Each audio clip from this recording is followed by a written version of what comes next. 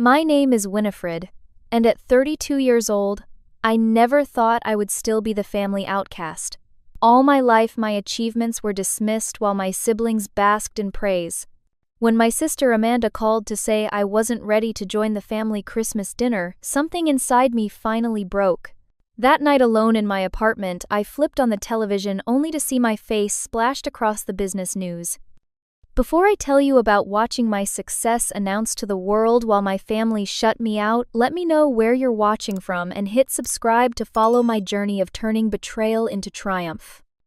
I grew up in a sprawling Victorian home in Boston's Beacon Hill neighborhood. Our family had money, prestige, and a reputation to maintain. My father, a financial firm owner, and my mother, a respected neurosurgeon, made sure we understood the weight of the Williams family name. From the outside, we were picture perfect. Inside those walls was a different story entirely. From my earliest memories, I felt like an afterthought. My sister, Amanda, 3 years younger, captured everyone's attention with her natural charisma and social grace. My brother Jackson, 3 years older, was the analytical mind destined for law school. And then there was me, the middle child, fascinated by food science and molecular biology, when I should have been concerned with debutante balls and suitable connections. Winifred, why must you always be so peculiar? My mother would sigh when finding me with my junior chemistry set testing how different ingredients reacted together. A young lady should focus on more appropriate interests. When I was 12, I transformed our kitchen into a laboratory. I was testing how different proteins bound together, trying to create a new type of veggie burger. The experiment ended with a small fire, a ruined countertop, and my father's thunderous disappointment. "This nonsense stops now," he declared, confiscating my science equipment. "You need to find something productive to do with your time." Productive in my family meant activities that enhanced our social standing. Amanda played violin at charity galas. Jackson debated in prestigious competitions. I was expected to follow suit, but my heart wasn't in it. By high school, the divide between us had grown into a chasm.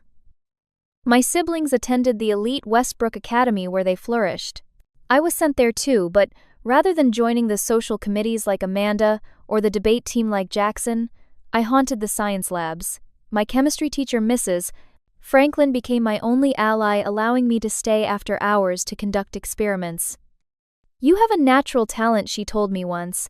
"The way you understand molecular interactions is exceptional." Her words were a lifeline in a home where no one seemed to see me. The most painful memory from those years happened during my high school graduation. I was valedictorian, a fact that barely registered with my parents, because the same day Amanda had been invited to perform at a prominent Boston family's private event. The entire family, including distant relatives who had come for my graduation, left immediately after the ceremony to attend Amanda's performance. I stood alone on the school lawn while other families took photos and celebrated. Mrs. Franklin found me there, still in my cap and gown. "Your speech was brilliant," she said, giving me a small gift wrapped in blue paper. It was a book on food science innovations. Inside she had written, "To the girl who will change how we eat, the world needs your mind." That night, I made a decision. I would forge my own path without expecting my family's approval. I applied to universities with strong food science and biotechnology programs, eventually accepting a scholarship to Cornell. My parents were surprised when I announced my choice. "Food science," my father scoffed. "What kind of career is that? You could do pre-law or medicine like your siblings." "It's what I want," I said simply. For the first time in my life, I chose myself over their expectations. The freedom was both terrifying and exhilarating. College became my sanctuary. I thrived in laboratories fascinated by sustainable protein development and food technology. While my classmates partied, I worked extra jobs to fund my research projects. The cafeteria became my testing ground, where I would bring experimental food samples for feedback. During my sophomore year, I met Professor Catherine Lambert, a pioneer in plant protein research. She took an interest in my work after I presented a paper on cellular agriculture. Most undergraduates regurgitate existing research, she told me. You're proposing entirely new approaches. Under her mentorship, I began developing my own theories on creating plant proteins that mimicked animal proteins in texture and nutritional value. Professor Catherine believed in my ideas when no one else did, even my family. When I called home, conversations were brief and centered around Amanda's rising career in public relations or Jackson's success in law school. My research breakthroughs went unmentioned or were met with polite disinterest. The pattern was set, and though it hurt, I was learning to live with it. 4 years later, I graduated summa cum laude with a dual degree in food science and biotechnology. The ceremony fell on the same weekend as Amanda's public relations firm launch party. My parents attended my graduation but left immediately after, barely staying long enough for a single photo. That picture sits on my desk, even now, a reminder of what I was working to overcome. 2 weeks after graduation, I traveled home to Boston with my research portfolio and business plan. I had spent months developing a comprehensive strategy for a plant-based protein company that could revolutionize the industry. Professor Catherine had reviewed it and called it groundbreaking. I thought naively, perhaps, that my family would finally see the value in my work. I set up my presentation in the dining room, complete with samples of my prototype foods and projected financial models. My father glanced at his watch repeatedly, while my mother scrolled through her phone. Amanda picked at the plant-based chicken I had spent weeks perfecting. "It has a weird texture," she commented, pushing the plate away. "The market for this hippie food is tiny," my father said dismissively. "Where would you even get startup funding?" I explained my plan to seek venture capital, showing the market research indicating plant-based proteins were projected to grow exponentially over the next decade. "Winifred," my mother interrupted, "this is a hobby, not a career. Maybe you should consider getting an MBA first or working for an established company." Later that same evening, Amanda mentioned she needed $50,000 for her PR firm expansion. Without hesitation, my father wrote her a check. 2 months prior, Jackson had received twice that amount to buy into a law partnership. When I pointed out the disparity, my father's expression hardened. "They have proven track records. Their ventures are sound investments." The message was clear: I wasn't worthy of the same support. I returned to Ithaca with a renewed determination. If my family wouldn't back me, I would find another way. Professor Catherine introduced me to several small angel investors who specialized in food technology. After 8 rejections, I finally secured a $75,000 investment from a sustainable food fund. It wasn't enough to launch at scale, but it was enough to rent a small commercial kitchen space and continue developing my products. I worked nights as a bartender to support myself, spending days perfecting my protein formulations. The isolation was crushing at times. While Amanda and Jackson shared their successes in the family group chat, receiving praise and financial support, I struggled alone. Christmas and Thanksgiving visits became exercises in restraint as I listened to my siblings discuss their expanding businesses, while my own work was treated as a quirky side project. "Still playing with your veggie burgers?" Jackson would ask with a smirk. "You know my firm could help you with branding if you ever get serious." Amanda would offer her tone, suggesting that day would never come. Despite the constant undermining, I persisted. 1 year after graduation, I officially registered my company, NutriEvo. The name represented what I believed in: evolution through nutrition. My college friends Daniel Kumar, a marketing genius, and Sofia Martinez, a food process engineer, joined as co-founders. We were 3 idealists in a tiny rented kitchen working toward a vision only we could see. Our first investor presentation was a disaster. We pitched to a room of venture capitalists who seemed more interested in their phones than our presentation. One man interrupted midway to ask if we were just another Impossible Burger knockoff. We left without a single expression of interest. "They don't get it," Daniel said as we trudged back to our kitchen lab. "They're thinking short term." "We need to improve our prototypes," Sophia suggested. "Make something they can't ignore." We spent another 6 months refining our product. Professor Catherine drove down to visit us, bringing along a small investor she knew, who contributed another $30,000, enough to keep the lights on for a few more months. "You're doing the hardest part now," Catherine told me, "building something from nothing. But I've watched you work for years, Winifred. If anyone can do this, it's you." Her faith sustained me during the darkest moments when my bank account dwindled and my family's dismissal stung most sharply. I poured everything into Nutrievo while watching from afar, as my siblings' careers flourished with my parents' financial and social backing. 3 years after founding Nutrievo, we had finally achieved stable footing. Our plant-based protein had found a niche market in high-end restaurants looking for sustainable options. We weren't profitable yet, but we were no longer on the verge of bankruptcy every month. Our team had grown to 7 people, and we had moved into a proper office space with an attached laboratory. Then something unexpected happened. Amanda called me. "Winnie," she exclaimed, using my childhood nickname that she had abandoned years ago. "I've been thinking about you so much lately. Tell me everything about your little food company." The sudden interest was suspicious, but part of me so desperately wanted family connection that I agreed to meet her for coffee. She listened attentively as I explained our recent developments, including a new processing technique that dramatically improved the texture of our proteins. "That sounds fascinating," she said, seeming genuinely impressed. "You know, I have some clients in the food space. Maybe there are collaboration opportunities." A week later, she called again, this time with news that shocked me. "Mom's 60th birthday is next month, and we're planning a surprise party. Dad and I really want you to be there." It had been nearly 2 years since I'd been invited to a family event. The last Christmas, I had received a text from Jackson saying they were keeping it small this year, only to see Instagram photos of extended family gathered at our parents' home. Despite my misgivings, I accepted the invitation. I spent weeks finding the perfect gift for my mother, a rare first-edition medical text she had once mentioned wanting. I bought a new dress, practiced what I would say to relatives who would inevitably ask why I wasn't pursuing a real career, and drove to Boston with a heart full of cautious hope. The party was elegant, held at my parents' country club. For the first time in years, I wasn't immediately sidelined in family photos or conversations. Amanda introduced me to her business contacts, and my father actually asked about Nutrievo's progress. It felt surreal, like I had finally crossed some invisible threshold of acceptance. During dinner, I excused myself to use the restroom.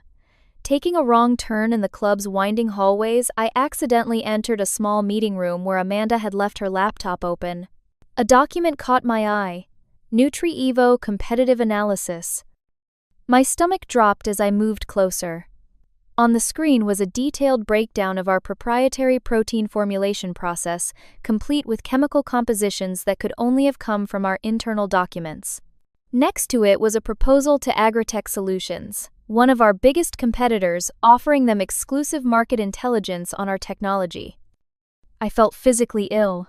The only way Amanda could have obtained this information was by accessing my laptop during her visit to our office last week, when she had asked for a tour, and I had foolishly left her alone for a few minutes while taking a call.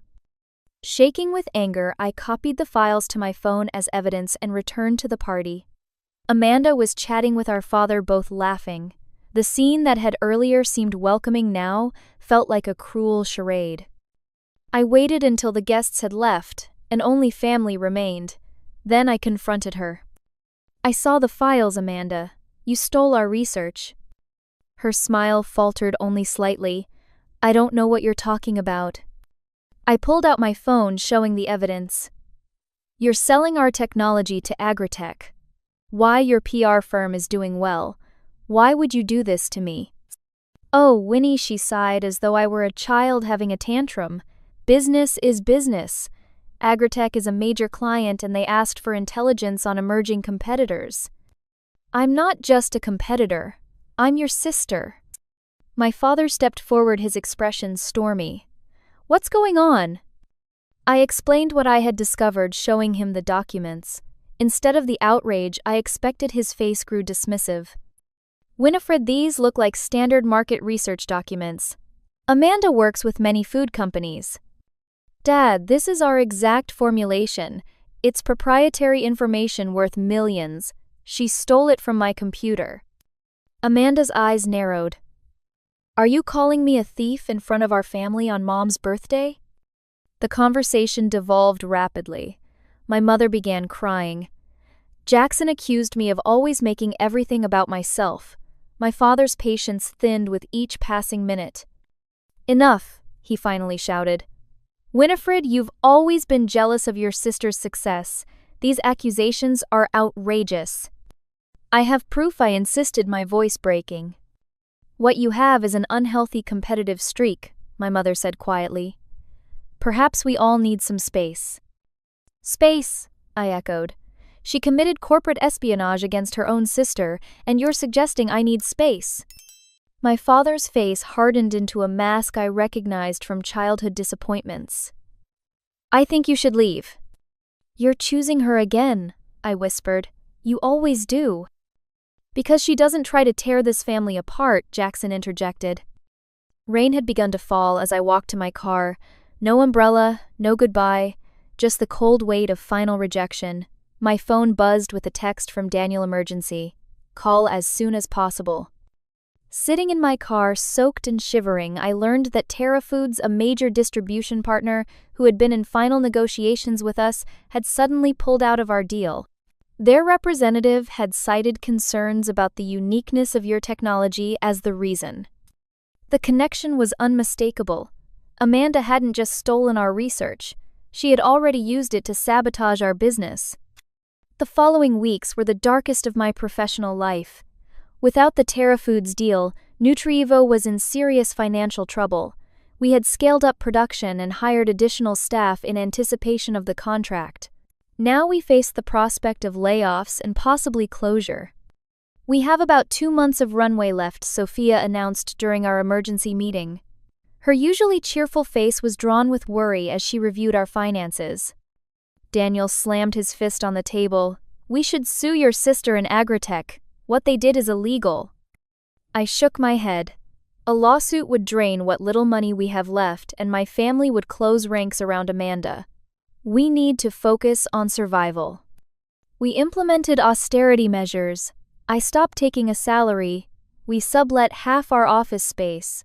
The 3 of us worked around the clock to find new partners, but word had somehow spread in the industry that our technology was compromised. Every door seemed to close before we could even knock. Daniel and Sophia never wavered in their loyalty despite the bleak outlook. When I suggested they look for other opportunities, Sophia looked at me like I had suggested abandoning a child. Nutrievo isn't just a company win, it's our vision for changing how the world eats. I'm not walking away because of a setback. Her determination bolstered my own. I moved a cot into our laboratory and practically lived there, reviewing every aspect of our protein formulation. If our current technology was compromised, perhaps we could develop something new, something even better. 3 weeks into this obsessive work cycle, at nearly 3 in the morning, I made a mistake. Exhausted, I accidentally mixed an enzyme into our base protein at the wrong temperature. I was about to discard the batch when something caught my eye. The protein structure looked different under the microscope, more fibrous, almost muscle-like. I spent the rest of the night running tests. By morning, when Daniel and Sophia arrived, I was wired with excitement, despite having not slept. I think I found something, I told them, my voice hoarse, a completely new way to structure plant proteins. The accidental discovery led to 3 months of intensive experimentation. We worked in shifts, keeping the lab running 24 hours a day. The new process created plant proteins with a structure remarkably similar to animal muscle tissue, resulting in products with better taste, texture, and nutritional profiles than anything else on the market, even our previous formulations. Most importantly, it was a completely novel approach unrelated to the technology Amanda had stolen. We filed provisional patents, immediately using the last of our funds to secure legal protection. With a revolutionary product but no money to scale production, we needed an investor willing to take a risk. Our previous contacts had cooled after the Terra Foods debacle, and cold pitching wasn't yielding results. The breakthrough came from an unexpected source. Professor Catherine emailed me about a sustainable food conference in San Francisco, offering to cover my expenses with her research grant if I could present our findings. The academic community should know about your work even if industry isn't ready for it. I agreed, though I had little hope of finding investors at an academic conference. The presentation was scheduled for the last day in a small side room competing with more prominent speakers. I expected a handful of graduate students and perhaps a few professors. Instead, the room was packed. Among the attendees was Jeffrey Morgan, founder of Eco Ventures, a venture capital firm specializing in sustainable technologies. He approached me afterward asking detailed questions about our protein structuring method. "I've seen a lot of plant protein companies," he said. "Most are iterating on the same basic approaches. This is genuinely novel." 2 weeks later, after extensive due diligence, Jeffrey offered us $2 million in exchange for 15% equity. The investment came with connections to his network of food industry experts and sustainable business mentors. For the first time in months, NutriEvo had a future again. We were careful this time. Everyone who accessed our research signed ironclad NDAs. Our lab implemented heightened security measures. I personally vetted every new hire looking for any connection to Amanda or Agritech. Despite our precautions, information still leaked. A junior lab technician named Tyler Peterson, who had impressed us with his enthusiasm and credentials, disappeared after 4 months, along with copies of some test results. Daniel discovered that Tyler's girlfriend worked as an assistant at a PR firm that occasionally contracted with Amanda's company. "They're still trying to steal our technology," he said, showing me the evidence of Tyler's betrayal. But this time, we were prepared. The documents Tyler took contained only early-stage results from experiments we had already moved beyond. Our true breakthroughs remained secure, and our patents were progressing through the approval process. The crisis that Amanda had precipitated had ultimately forced us to innovate beyond our original vision. Our new protein structuring method wasn't just an incremental improvement, it was a quantum leap that positioned NutriEvo at the cutting edge of food technology. With Jeffrey's investment secured and our new technology developing rapidly, we entered a phase of intense growth and pressure. Industry whispers confirmed that Agritech was rushing to market with products based on our original technology, trying to establish themselves before we could recover. "We need to beat them to market," I told our expanding team during an all-hands meeting. "Not just with a similar product, but with something so superior that it makes their offering obsolete." This began the most grueling period of my professional life. I routinely worked 18-hour days sleeping on the office couch rather than wasting time commuting to my apartment. My diet consisted primarily of coffee and our own protein prototypes. My health began to suffer weight loss, dark circles under my eyes, frequent headaches, but I pushed through. Sophia confronted me one evening when she found me asleep at my microscope. "You're going to kill yourself at this pace, Win. We need you healthy." "We need the company to survive," I countered. "Not at the expense of your well-being. We're implementing mandatory rest periods starting tomorrow, for everyone including you." Her intervention was necessary. I had become so focused on beating Amanda and Agritech that I was neglecting the very people who had stood by me. I agreed to her terms, establishing more sustainable work practices throughout the company. 6 weeks into our development sprint, Sophia burst into my office with troubling news. I just got off the phone with my contact at Whole Earth Markets. Amanda is helping Agritech approach major retailers. They're promising nationwide distribution by next quarter. This was a blow. Retail partnerships were crucial, and Agritech had connections we couldn't match. If they secured exclusive arrangements with major chains, our superior product wouldn't matter, we'd have nowhere to sell it. During our strategy session that evening, Daniel proposed an unexpected approach. "What if we don't fight them on their turf? US retail is their strong suit. Let's go international first." The idea was bold. Most food startups establish themselves domestically before attempting to expand overseas. But Agritech was vulnerable internationally. They had little presence outside North America. The Asian market is particularly interesting, Jeffrey added. Plant-based proteins are growing faster there than anywhere else, and they don't have entrenched competitors like we do here. We pivoted our strategy targeting food industry trade shows in Asia. I spent hours learning about cultural food preferences in different countries, adapting our formulations to suit local tastes. We created specialized versions of our products for specific markets: kimchi-flavored protein for Korea, 5 spice profiles for China, masala varieties for India. The San Francisco International Food Innovation Expo became our launchpad. Food buyers and distributors from around the world would be there, including representatives from Green Future, a massive Asian food conglomerate with distribution networks throughout the continent. Preparing for the expo consumed every waking moment. We designed a stunning booth, created hundreds of sample portions, and rehearsed our pitch until we could deliver it in our sleep. The stakes couldn't have been higher. This was our chance to leapfrog agritech and establish NutriEvo as a global innovator. 2 days before the expo, our intelligence network, a polite term for industry friends who kept their ears open, reported that Amanda was advising Agritech on a preemptive strike. They planned to circulate concerns about the safety of our new protein structuring method, suggesting it hadn't been adequately tested. They're going to try to scare potential partners away from us, I told Jeffrey during our emergency call. Then we need to neutralize the threat before it materializes, he replied. I know people in food safety certification. If we fast-track our testing and get official documentation, their whisper campaign will backfire. Jeffrey connected us with FoodSafe Global, an independent certification body with an impeccable reputation. We submitted our products and processes for rigorous testing, paying a premium for expedited results. The certification came through just hours before the expo opened, confirming that our proteins exceeded all safety standards. The expo itself was a whirlwind. Our booth attracted consistent crowds, with visitors marveling at the taste and texture of our samples. The Green Future executives spent over an hour with us, asking detailed questions about scaling capabilities and exclusivity arrangements. As predicted, Agritech representatives were circulating, whispering concerns about our technology.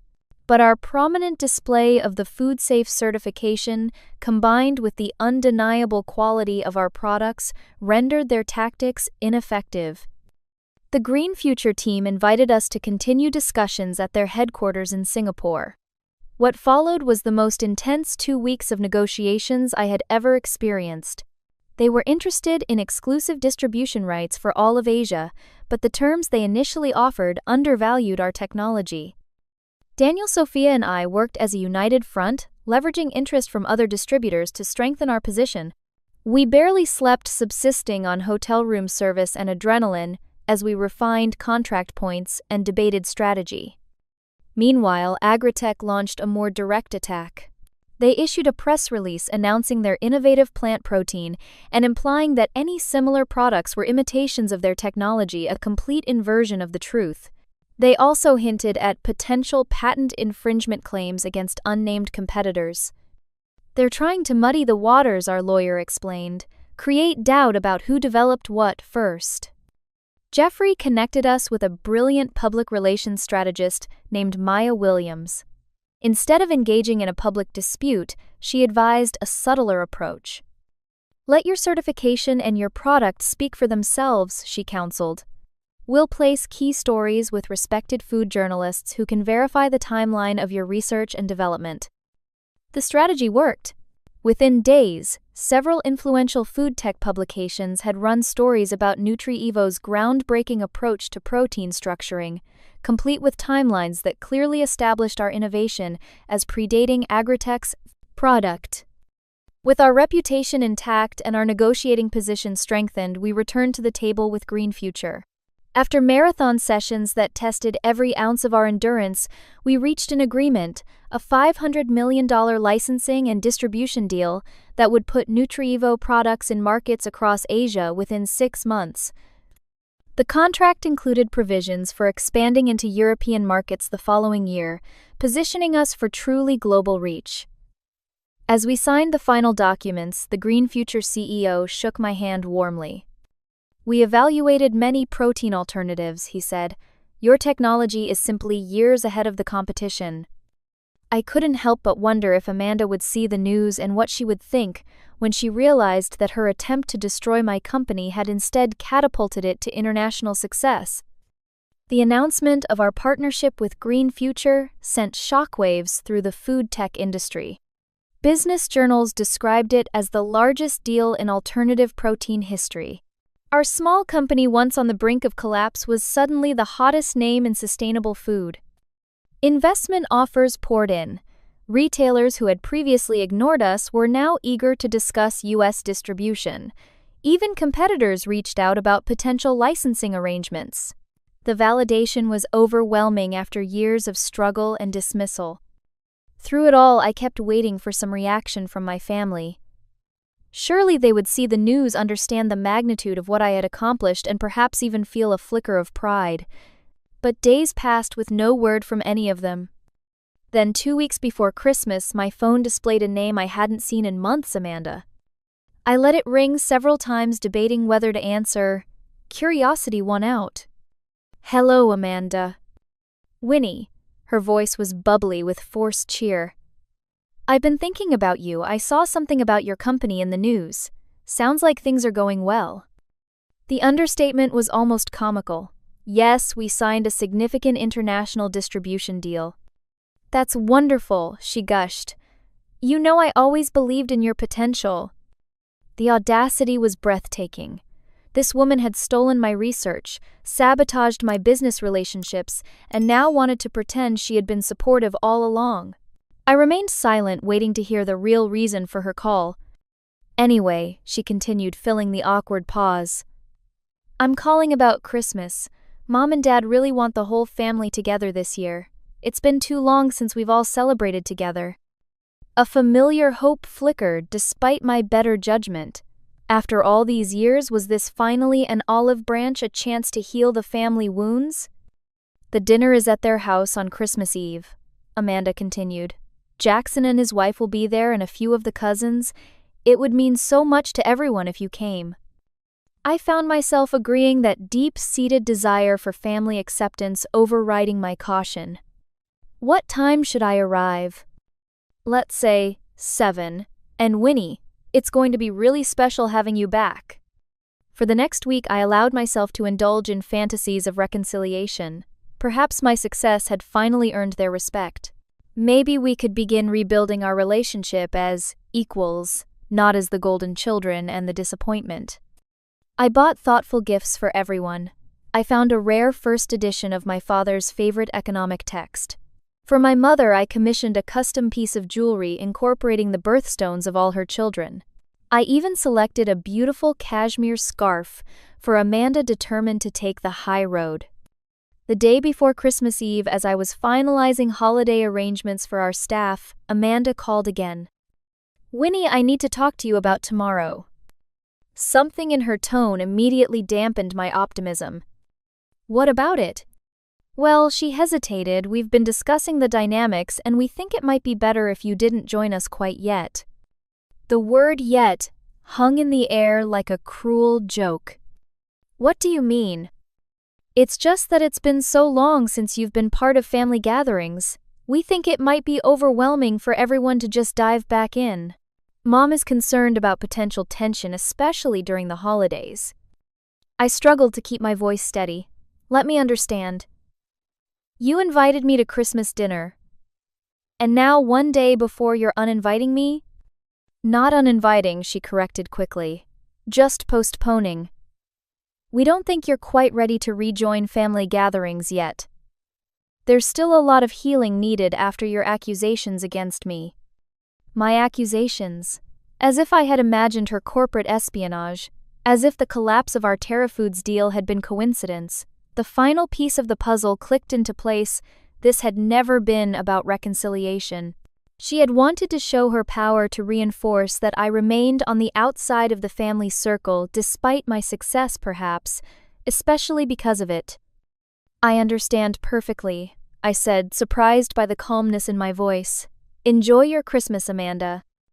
I ended the call before she could respond and canceled my flight to Boston. The gifts I had so carefully selected went into a closet. Instead of a family Christmas, I would spend the holiday alone in my apartment. Christmas Eve arrived with a blanket of snow that transformed New York City into a postcard scene.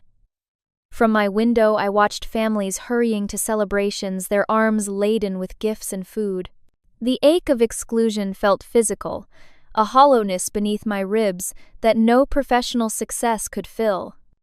I ordered Chinese takeout, a holiday tradition for the family less, and settled onto my couch with a glass of wine. Seeking distraction, I turned on the television, flipping through channels until a familiar logo caught my eye, the Bloomberg Business Report. Our top story tonight: food tech company Nutrievo has finalized what analysts are calling a game-changing distribution deal with Asian food giant Green Future. The $500 million agreement represents the largest investment in alternative protein history and signals a major shift in global food markets. My own face appeared on screen footage from a recent industry interview, the reporter continued. Nutrievo's revolutionary protein structuring technology has been hailed as the most significant advancement in plant-based foods in a decade. Founder and CEO Winifred Williams, who developed the core technology, is now being described as a pioneer in sustainable food systems.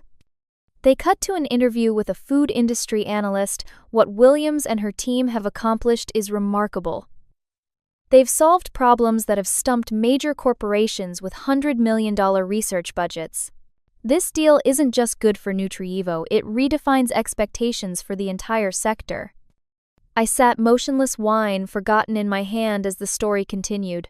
They showed footage of our products, interviews with sustainability experts praising our approach, and market projections, suggesting Nutrievo could become a billion-dollar company within 5 years. The segment ended with a final comment from the anchor. In a striking industry, Twist sources tell us that Agritech, once considered the frontrunner in this space, has shelved their competing product line following lukewarm market response. I turned off the television and sat in the quiet of my apartment, emotions washing through me in contradictory waves. Pride in what we had built, vindication against those who had dismissed us, gratitude for Daniel, Sophia, Jeffrey, and everyone who had believed in our vision. And beneath it all, a lingering sadness that I couldn't share this moment with my family, that they had chosen to exclude me even as the rest of the world celebrated my achievement. I spent that night alternating between elation and grief, eventually falling asleep on the couch as snow continued to fall outside, blanketing the city in pristine white. The shrill ring of my phone jolted me awake. Disoriented, I fumbled for it on the coffee table, noting through bleary eyes that it was just past 8 in the morning, Christmas Day. Miss Williams. An unfamiliar voice. This is Marcus from security downstairs. I have a group of people here asking to see you. They say they're your family. Fully awake now, I sat up. My family from Boston. Yes, ma'am. A couple in their 60s, a younger man and woman, and another woman. They say they're your parents and siblings. Should I send them up? My mind raced. What were they doing here? After yesterday's call with Amanda, this made no sense. No, I decided. Tell them I'll be down in 15 minutes. I quickly showered and dressed, opting for casual elegance, casual enough to suggest I hadn't made an effort, elegant enough to project success. As I rode the elevator down to the lobby, I rehearsed cool, composed responses to whatever scene might await me. Nothing prepared me for the actual sight, my entire family standing awkwardly in the marble lobby of my building surrounded by Christmas luggage. My father, normally imposing in his tailored suits, looked uncomfortable and out of place. My mother kept smoothing her coat, a nervous gesture I remembered from childhood. Jackson stood slightly apart, checking his watch. His wife, Lisa, offered a tentative smile when she saw me. And Amanda positioned strategically behind my parents, her expression unreadable. My father stepped forward first. Winifred, Merry Christmas. This is unexpected, I replied, maintaining my distance. What brings you all to New York? We saw the news, my mother said, her voice softer than usual. Your company, the deal. We had no idea it was so significant. Of course they hadn't. They had never bothered to understand what I was building. It was on every business channel, my father added. $500 million, an industry record. I could hear the recalculation happening in his mind, the sudden revaluation of my worth, now that external validation had arrived in the form of a massive financial deal. We thought, my mother continued, that we should be together for Christmas after all, as a family. The irony was almost too perfect. Uninvited yesterday, now they had traveled hundreds of miles without warning, expecting to be welcomed. That's thoughtful, I said carefully, but as Amanda explained yesterday, I'm not ready to rejoin family gatherings yet. Amanda had the grace to look embarrassed. My father's brow furrowed. What does that mean?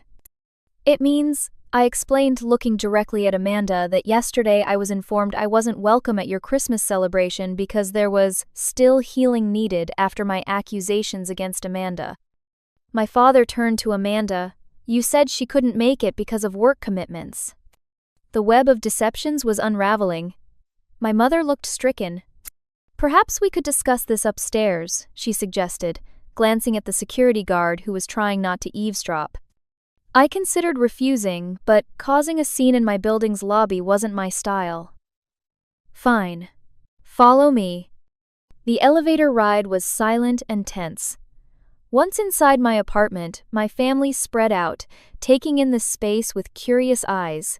My mother noticed the lone plate from my takeout dinner still on the coffee table, the wine glass beside it, the evidence of my solitary Christmas Eve. Winifred, my father began once everyone was seated. We've clearly had a miscommunication. No, I corrected, we had very clear communication. Amanda told me I wasn't welcome, and I respected that boundary. What's happening now is that you've seen my success on television and suddenly decided I'm worth including again. That's not fair, Jackson interjected. We've always cared about you. I turned to him. When was the last time you called me Jackson? Just to check in, not to ask for anything or to relay a family message. When was the last time any of you showed interest in my work before it was featured on Bloomberg? The silence was damning. My father cleared his throat. We may have been short-sighted about your business. That's why we're here, to make amends and to discuss how we can support you going forward. Support me? Yes, he nodded, warming to his topic. I've been thinking about potential investment opportunities. Your mother and I have significant resources that could help you expand even faster. Perhaps we could discuss a family involvement in the company. And there it was, the true purpose of their visit. Not reconciliation, but opportunity. Now that Nutrievo was successful, they wanted a piece of it. The company is fully funded, I said evenly. We have all the strategic investors we need. But family investment is different, my father pressed. We could advise you, help you navigate the challenges of rapid growth. Like Amanda helped me by stealing my research and selling it to my competitor. The room went still. Amanda started to protest, but my mother raised a hand to silence her. Winifred, my mother said quietly, we understand you're hurt. We didn't always give you the support you deserved, but we're here now trying to make it right. I studied her face, searching for genuine remorse. There was something there, not quite understanding perhaps, but at least recognition that mistakes had been made. I appreciate you coming, I said finally. But reconciliation doesn't happen in a single Christmas visit, and it certainly doesn't begin with business proposals. I stood up, signaling that the conversation was ending. I've spent years building something I believe in with people who believed in me when no one else did. Those people, my team, my investors, my mentors, they're my family now. My father looked genuinely puzzled. But we are your actual family. Family is more than DNA, I replied. It's who stands by you, who lifts you up when you fall, who celebrates your victories and helps you learn from your defeats. By that definition, we haven't been family in a very long time. The silence that followed was heavy with realization. I hadn't raised my voice or made a scene, but the boundary I was establishing was clear and firm. After a moment, I softened slightly. I'm not saying the door is permanently closed, but trust and respect have to be rebuilt over time, not purchased with sudden interest when I become successful. What do you suggest? My mother asked. Start small. Real conversations, not performative family gatherings. Learn about my work because you're genuinely interested, not because it's worth $500 million now. And I looked directly at Amanda, acknowledged the harm that was done, rather than pretending it never happened. To my surprise, my father nodded slowly. That seems reasonable. If you'd like, I offered, you can come tour our facility tomorrow, see what we've built, meet the team. No business discussions, just education. It wasn't forgiveness, but it was an opening, a small one. The path to healing would be long and uncertain, but at least it existed. After they left, promising to meet me at Nutrievo the next day, I stood at my window watching the Christmas snow. The emptiness I had felt yesterday was replaced by something else, a quiet certainty that I no longer needed their approval to feel complete. The journey from that little girl with a chemistry set to the founder of a revolutionary food tech company had changed me in ways I was only beginning to understand. The wounds of exclusion had pushed me to create my own path, my own community, my own definition of success. 3 weeks later, we hosted a New Year's celebration at Nutrievo. The office was transformed with lights and music, our team and their families filling the space with laughter. Daniel and Sophia clinked glasses with me as we watched the festivities. To the best co-founders anyone could ask for, I toasted. You believed in this when no one else did. To Nutrievo, Sophia replied, and to chosen family. As midnight approached, I stepped away from the crowd for a moment of reflection. My phone showed several missed calls from my parents. They had been checking in regularly since Christmas, taking small steps toward whatever our relationship might become. I would return their calls tomorrow. Tonight belonged to the people who had been there through the darkest moments, who had earned their place in my celebration. The clock struck 12 and cheers erupted throughout the office. Daniel pulled me back into the group for a company photo, everyone's faces glowing with possibility and purpose. In that moment, surrounded by people who saw me clearly and valued me truly, I understood the most important lesson of my journey. Sometimes the greatest success isn't measured in dollars or headlines, but in the courage to define your own worth on your own terms, something no one can ever take away from you. Have you ever had to create boundaries with family members who only showed interest in your life after a major success? Comment below with your experiences and how you handled it. If this story resonated with you, please hit the like button and subscribe to hear more authentic stories about overcoming family challenges and building success on your own terms. Share with someone who might need to hear that their worth isn't determined by their family's approval. Thank you for listening to my journey, and remember, your true family consists of those who believe in you when it matters most.